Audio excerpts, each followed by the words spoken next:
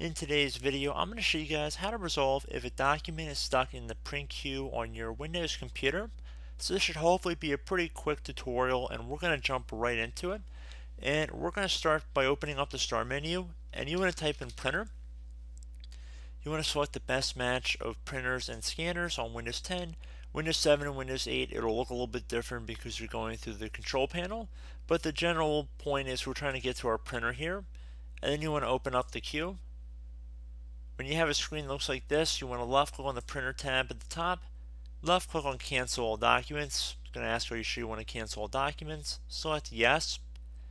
You can close out of both of these windows at this time.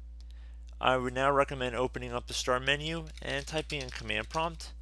Best match should say command prompt right above desktop app. You want to right click on it and then left click on run as administrator. If you receive a user account control window, you want to select yes.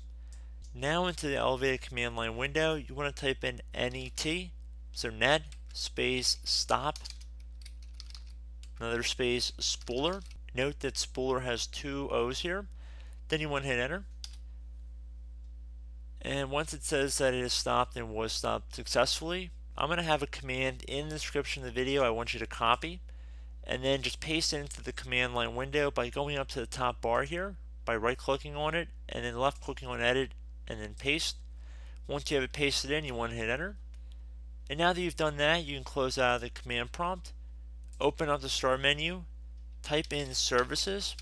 Best match should say services right above desktop app. You want to left click on that, and now you want to go down until you get to print spooler right here.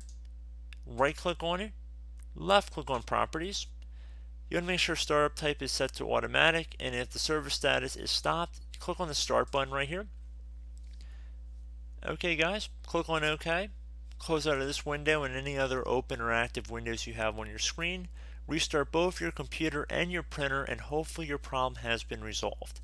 So as always, thank you guys for watching this tutorial. I do hope I was able to help you out, and I look forward to catching you all in the next tutorial. Goodbye.